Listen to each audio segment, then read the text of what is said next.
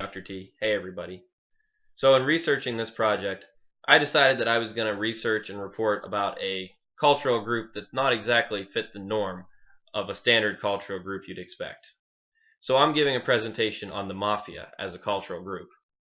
And I'm going to discuss certain things like their background, their cultural history, things that I found surprising, and the fact that they still exist in today's society.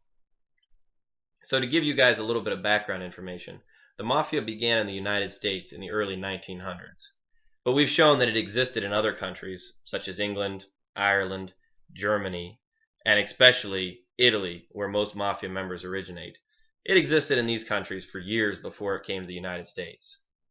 So in the early 1900s, when immigration was at its highest in this country, many of these Mafia families decided that they wanted to come to America to start a new life for themselves.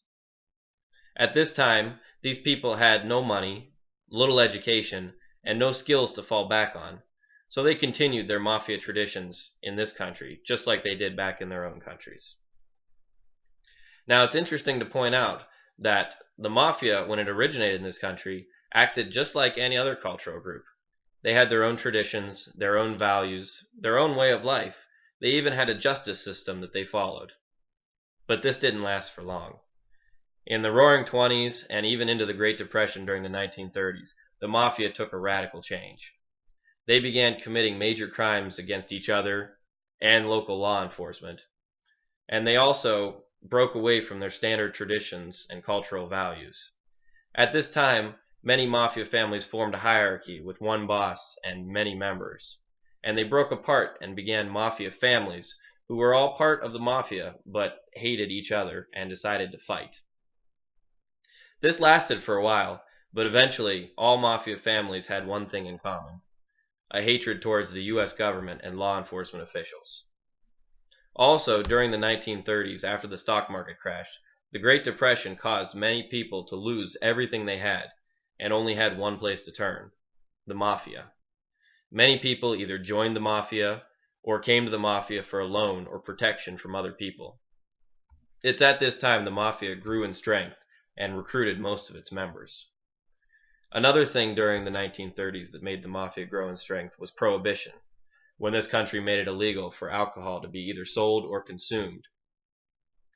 When the Mafia heard about this, they decided that they were going to go into the alcohol business, and they made a lot of money selling illegal alcohol to just a standard person.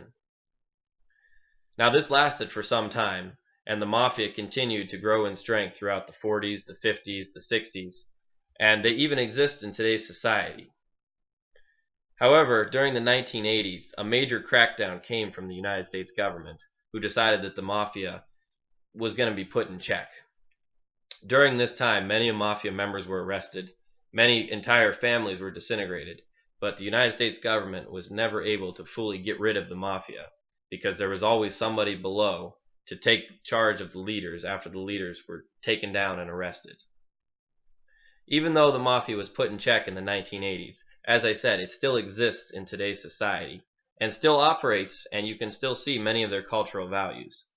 They still have a high value towards respect, tradition, family values, and many other things you'll find in most cultural groups.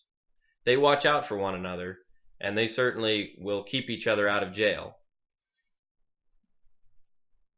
Now, some things that you find interesting about the Mafia is that they have major misconceptions in this country. For years, people have been making movies in major cinema that portray the Mafia in the worst possible ways.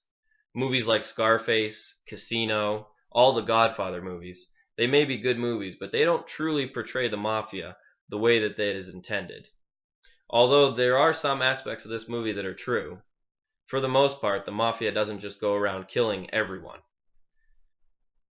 Another major misconception is that people have been coming forward over the past few years, either people that are in jail or people who used to belong to the Mafia and are no longer members, who have come forward and told their stories about how life really operated in the Mafia. They told stories of having dinner around the table with your family who you're not even related to, making money some legal ways, some illegal ways, but making money to make a living to provide for your family. When you look at some people who are truly members of the Mafia, you wonder how, if if at all, they were able to commit some crimes that major cinema makes you think every mafia member has done. Another thing that you'll find very interesting is that the mafia has had a branch off over the years, and there is actually a show on the Discovery Channel called Amish Mafia that has showed how the two cultures, the Amish culture and the mafia culture, have come together to form a unique subculture. Now, many people will say that this culture isn't, or I'm sorry, that this show does not represent a true culture and is just fiction made up to make money off of television. Many of the producers of this show say that this is a true story and every member of the Amish Mafia truly operates in a mafia sense. Personally, I don't really have an opinion on this, but I do believe that there are members of the Amish community who operate in a mafia type of sense. This is one thing that I found truly interesting while doing my research, and although I personally have never followed the show, I did watch a few episodes, and it is very interesting to see how some of their cultural traditions have formed throughout the years from when they began in this country, the early 1900s, to even now, 2015. You would think that the culture would have a radical change, but you can still see many of their values as they held back then. So thank you for listening to this presentation. I hope you learned something, and I hope you found the paper enjoyable as well.